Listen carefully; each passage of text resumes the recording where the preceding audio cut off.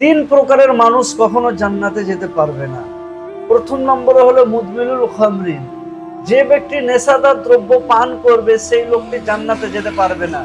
রাসূল সাল্লাল্লাহু আলাইহি ওয়াসাল্লাম বলেছেন, কেউ যদি নেশাদার দ্রব্য পান করে সেই লোকটা জান্নাতে যেতে পারবে না। আমাদের ইসলাম ধর্মে নেশাকে হারাম করা হয়েছে, মদ জুয়া দারুকে হারাম করা হয়েছে, কিন্তু দুঃখের বিষয় আজকে আমাদের ইসলাম শরীয়তে মুসলমান দাবি করার পরও কি করে সে নেশাদার দ্রব্য পান করতে পারে? এটা একটা মুসলমান নয়, মুসলমান নামই এটা, কিন্তু মুসলমান নয়।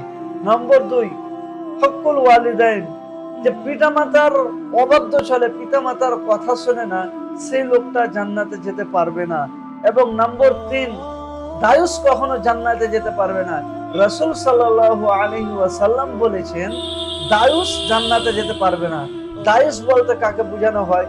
দায়ুস বলতে ওই লোকগুলোকে বোঝা হয়, ওই পুরুষটাকে বোঝা হয় যেই পুরুষটা যে ছেলে মেয়ের জন্য, স্ত্রী সন্তানের জন্য গুনাহটাকে গুনাহ মনে করে না, তাদের ছাড় দিয়ে দেয়, তারা গুনাহ করছে স্ত্রী সন্তানের জন্য গুনাহ মনে করে না, কিংবা নিজে গুনাহ করছে যে স্ত্রী সন্তানের পেটে ভরার জন্য, স্ত্রী সন্তানের রুজির জন্য, তো সেই লোকটা দায়ুস, সেই লোকটা জান্নাতে যেতে পারবে না।